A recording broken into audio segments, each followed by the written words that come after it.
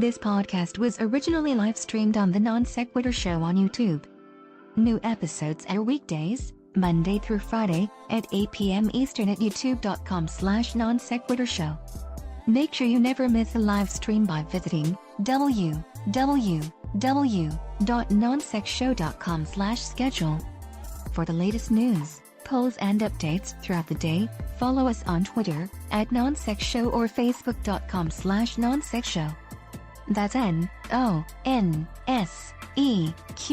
Show. If you'd like to get exclusive content, bi-weekly private hangouts with Kyle and Steve, backstage access to chat with guests after shows hosted on your channel and much more, become a Patreon saint of NonSequitur. It ensures we continue to improve our show and brings you into the process at the same time. Visit patreon.com/NonSequitur today while the limited spots are still available.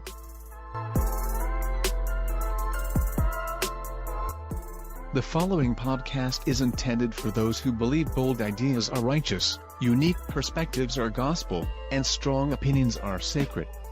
This is Non Sequitur. Never follow. And now, here are your hosts, Kyle Curtis and Steve McRae.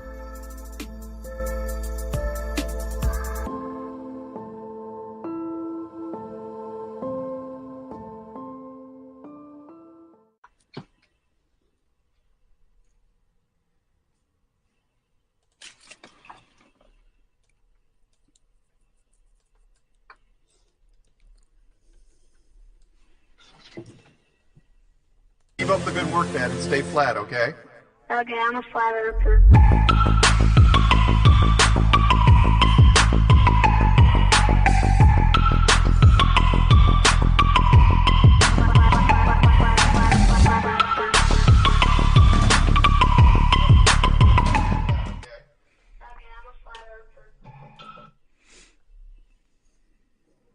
Flawless. I finally figured it out after a week. No hiccups. Hello, everybody. Welcome to Saturday Night Fights. Tonight we have a double header for you guys. Tonight's going to be fantastic. I think it's going to be this is going to be one of our better Saturday Night fights.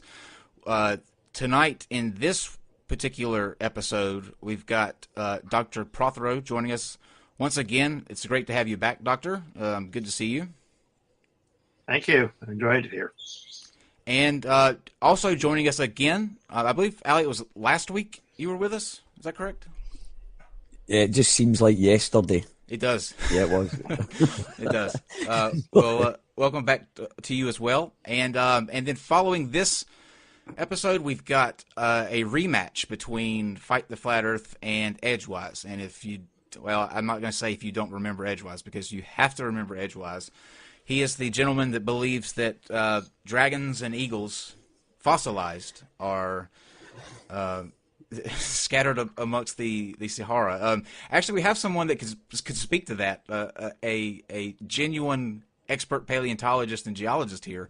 Any truth to the fact that there could be dragons in Africa, Dr. Prothero? Not in the sense he means it, where he looks at patterns of mountains from space and thinks they're fossils.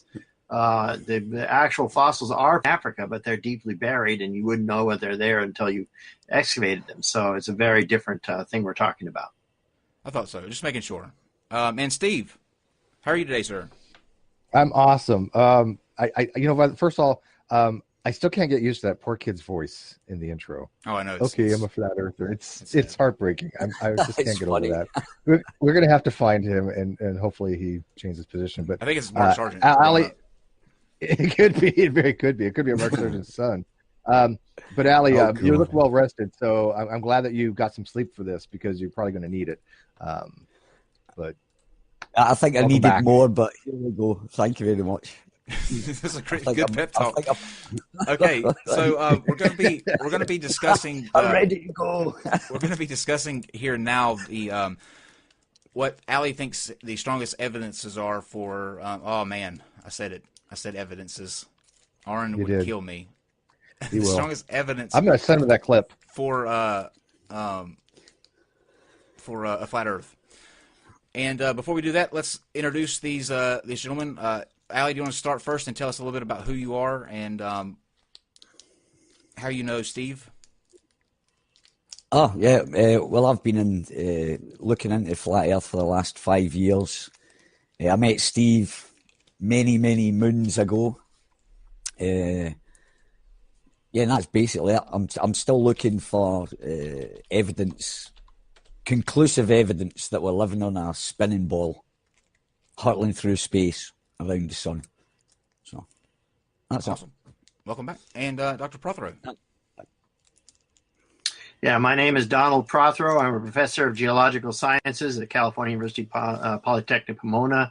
I'm a paleontologist by training, but I've worked on lots of other topics as well, and evolution and climate change, and written books about them. I have 40 books out at the moment, and I've actually done some research on the flat earthers and flat earth thinking, so I guess I can participate. Excellent. Well, I guess let's, Allie, we're going to go for about an hour. And let's start, Allie, with your strongest piece of evidence. Can you tell us why, like the linchpin that made you decide to go from a globe Earth to a flat Earth? Well, there was the few things. The one that argued with Fight the Flat Earth last week was the attitude indicator on a aeroplane. And I just see things as flat. I just see them as flat, and then when I look for evidence against it, all I see that the evidence that I've got is pictures from space. The rest of the science, and it's all mathematics, assumptions, suppositions, and yeah. So it's basically, it would be attitude indicators plus the lack of evidence that we're actually on a spinning ball flying through space. So that's kind of it. So, okay, Dr. Prothero, do you want to maybe pick his brain a little bit and see if I know you recently did a chapter on flat Earth, so maybe you can see if it lines up with some of the things that you wrote about. Well, it's actually possible to see the Earth round without being a member of NASA or part of any other great organization. If you're up in a high enough airplane, which most people aren't very often, but if you're up in a high enough airplane, you can see the curvature of the Earth. There's a number of places in an airplane you can do that. The Concorde, it used to fly all the time at much higher altitudes than most commercial aircraft. All the passengers could see it. On most aircraft that are only flying at 30,000 feet, you can only see it up in the front end, where you have a much more panoramic view, a single little window, and the side doesn't let you really catch the perspective. And that's the problem with doing it.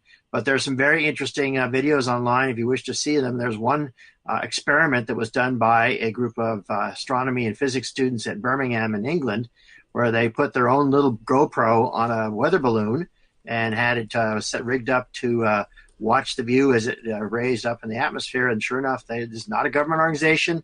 They were just students that did this, and some amateurs. And they managed to get a very nice video footage continuously. And you can watch it right online of the entire process. As the camera got high enough, the curvature of the Earth became more and more obvious. And then at a certain point, of course, the balloon broke. And the whole package actually, or no, the balloon came back down, and they recovered the package as well, but it broadcast continuously. So even amateurs can see the curvature of the Earth if you do it right, which means you have to get up 40, 50,000 feet before it's really obvious. And that's the problem. Most people are never high enough above the Earth's surface to see the curvature in any clear form. It's really hard to do unless you're really up there. And it does not require any government organization to do that. You don't have to be a member of NASA. You don't have to be a space person at all. You can do it yourself. What do you think about that, Ellie? Yep. Okay. Can I address most of the cameras that they put is GoPro, so that gives actually a false image of it when you bring it down. No, not this thing. It's not a GoPro on this particular thing. They had a high resolution, high quality camera. If you look it up. Oh, okay. And the height, not a perspective the height issue, because this thing is designed to do this. Yeah. Okay. Yeah. Cool. But the height that they were going up, I think Neil deGrasse Tyson would argue about that. He's got a great lecture out there that he says that you can't see curvature from an aeroplane. That story about the Concorde, them seeing the curve from there, that's just hearsay, because there is no evidence for that. So you can't really include that in your evidence. And I'm sure we can find people who were on the Concorde who could testify to it. There are a lot of them still alive. It wasn't that long ago that it was in the air. Yeah, but anybody can say anything. That's hardly. It can be put forward as a proof, perhaps, but it's still hearsay, which is not. It's not hearsay if the witness was actually on the airplane. Well, it is, because they'd be telling you that, so therefore it's second-hand information. You understand? And plus that Neil deGrasse, like Concorde would only go up to, I think it was about 70,000 feet or something, was it? Or 60 or 70,000 feet? Yeah, it was up to above 70,000. And it records it. You can see it. It's quite well from that altitude.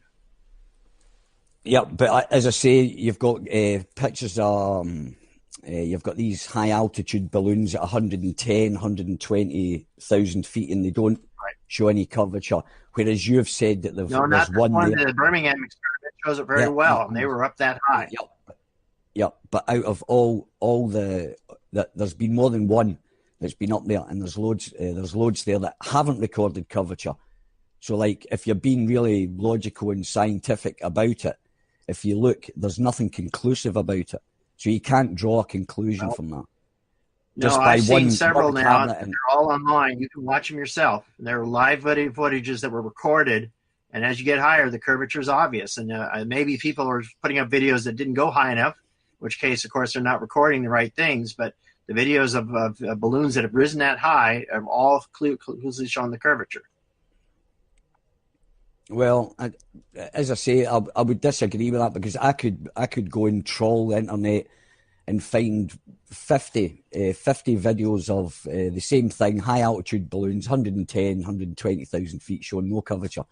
So we can't, as I say, we can't use that. We can't use any of that as evidence, because for every evidence for, there's evidence against it. So, I mean, it's take a pick. I would say the evidence is overwhelmingly for. And you're one of these people who believes NASA and all the scientific community is a part of a great conspiracy? No, I don't. I don't know why we went down it. Well, then what do you say about space images? That's kind of early. That's kind of early to start that carry on. A bit early in the debate. I mean, that's the fact is, I do believe we went to the moon, and I do believe we have satellites, and I do believe the ISS is up there. I mean, that's hardly an argument, because I'll agree with everything you say there. So it's okay. So you don't think that image is fake, then? Try and insinuate, look, and to try and insinuate that I think there's a big conspiracy over it. It's a bit below the belt there. So. Well, okay. Well, that's it. If you agree that NASA. Yeah, but could I ask you a question, please, Doctor? Sure. Dr. Donald. Yeah. What did you actually think, right, the first time that I understand you've wrote a book about it, or you wrote something about it, the Flat Earth, yeah? Yes, I have a chapter in my next book. All right, cool. I'll look forward to reading that. I'm just wondering, actually, what did you actually first think when you heard there was actually people actually believed that we were living on a flat Earth or a flat plane? What was your? I couldn't believe it. I'm just interested. At first, I thought it was a troll. I mean, it was so bizarre. I couldn't imagine it's real. But now I realize there are people who believe that. I'm now talking to one. Yeah, of course, yeah. But I was just wondering that. It didn't even. Did you wonder why? Did you ever think, why would people possibly come to the conclusion that we lived on a flat plane? What is it you thought about the people that thought about that, or did you not wonder why, or yeah? Did you I actually thought about it quite a bit, and I read about it, and it turns out the polls show the majority of flat earthers are actually very religious and believe that the verses of the Bible prove the earth is flat. I don't know if that describes you or not, but that's where much of flat earthism comes, because literal interpretation of the Bible does say the earth is flat. And then there's a lot of celebrities and athletes have made out of the public news recently also saying the same thing.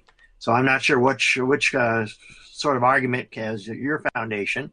Most of the flat earthers I've run into actually are doing it for religious reasons.